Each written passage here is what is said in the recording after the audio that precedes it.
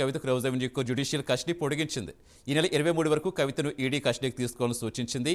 కవిత బయటకు వెళితే దర్యాప్తు ప్రభావితం చేసే అవకాశం ఉందని ఈడీ తరపు న్యాయవాదులు కోర్టులో వాదించడంతో న్యాయస్థానం కవితకు మరోసారి remand పొడిగించింది.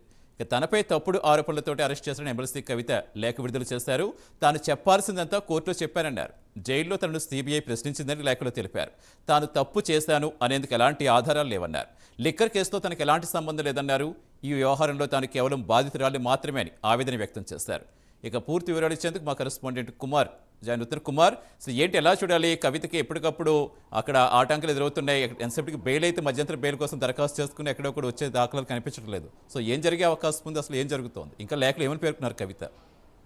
Thank you Satish. Delhi liquor స్కామ్లోని ఈరోజు ఏదైతే కవితకి జ్యుడిషియల్ రిమాండ్ పొడిగిస్తూ కూడా రౌజ్ అవెన్యూ కోర్టు ఆదేశాలు అయితే జారీ చేసింది. మొత్తానికి నిన్నటితోని తన 14 రోజులు జ్యుడిషియల్ రిమాండ్ అయితే ముగియడంతో ఈరోజు ఉదయం ఈడీ అధికారులు నేరుగా తిహార్ జైలు నుంచి ఈడీ ఏదైతే కోర్టుకైతే హాజరుపరిచారు. మొత్తం కోర్టుకు హాజరుపరిచిన తర్వాత ఏదైతే కోర్టులో కూడా తమకు సంబంధించిన వాదనలు అయితే విన్నారు. మొత్తానికి ఈడీ అధికారులు కూడా కవితకి ఈ కాలంలో ఇప్పుడు ఇంకా జ్యుడిషియల్ రిమాండ్ పొడిగించాలంటూ కూడా ఇప్పటికే కోర్టుకైతే విన్నవించుకున్నారు. ఈ నేపథ్యంలోనే మరొకరు అంటే ఇంకొక 14 అంటే 23వ తారీఖు, ఈ నెల 23వ తారీఖు వరకు కూడా కవితకు జ్యుడిషియల్ రిమాండ్ అయితే విధించారు. మొత్తానికి ఈ కేసులో ఇప్పటికీ కవిత కూడా ఏదైతే కోర్టుకైతే ఒక 4 పేజీల లేఖ అయితే రాశారు. ఏదైతే ఢిల్లీ లిక్కర్ స్కామ్లో తనకు ఎలాంటి లాభాలు రాలేదంటూ కూడా ఆమె అయితే ఆ లేఖలో వ్యాఖ్యానించారు.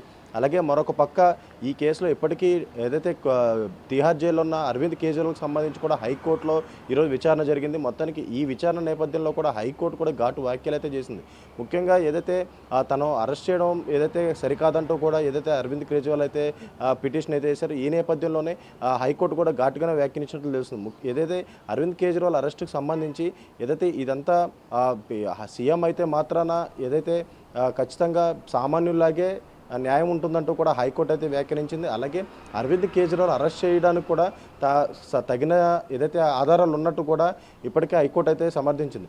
మొత్తానికి ఢిల్లీ లిక్కర్ స్కామ్ అంటే 2022 ఢిల్లీ లిక్కర్ రూపకల్పనకు సంబంధించి సౌత్ లోబీకి కూడా ఏదైతే కవిత కీలకంగా వ్యవహరించారు. ఈ నేపథ్యంలోనే నార్త్కు సంబంధించి అరవింద్ కేజ్రీవాల్ కీలకంగా వ్యవహరించారు.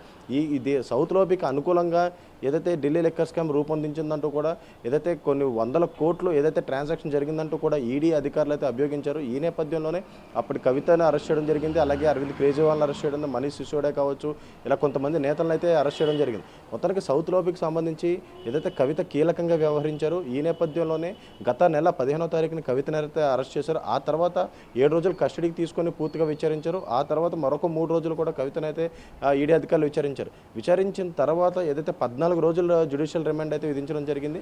ఆ 14 రోజులు కూడా నిన్నటితో ముగియడంతో ఈరోజు కోర్టులో హాజరుపరచడంతో మరొక కొన్ని రోజులు అంటే ఈ నెల 23వ తారీఖు వరకు కూడా జ్యుడిషియల్ రిమాండ్ పొడిగిస్తూ కూడా రౌజ్ అవెన్యూ కోర్టు అయితే ఆదేశాలు అయితే జారీ చేసింది. మొత్తానికి కవిత జైల్లో ఉన్న తర్వాత మధ్యంతర బెయిల్ అలాగే రెగ్యులర్ బెయిల్ 2 అప్లై చేసుకోవడం జరిగింది.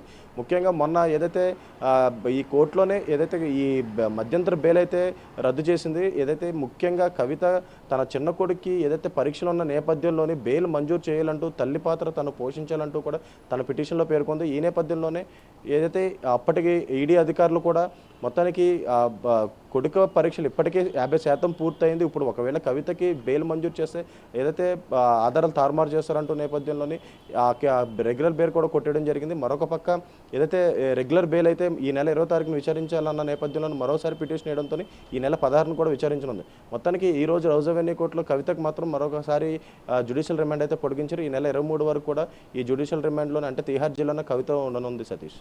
Right, thank you Kumar. మొత్తానికి లిక్కర్ కేసు దానికి ఎలాంటి సంబంధం లేదని కవిత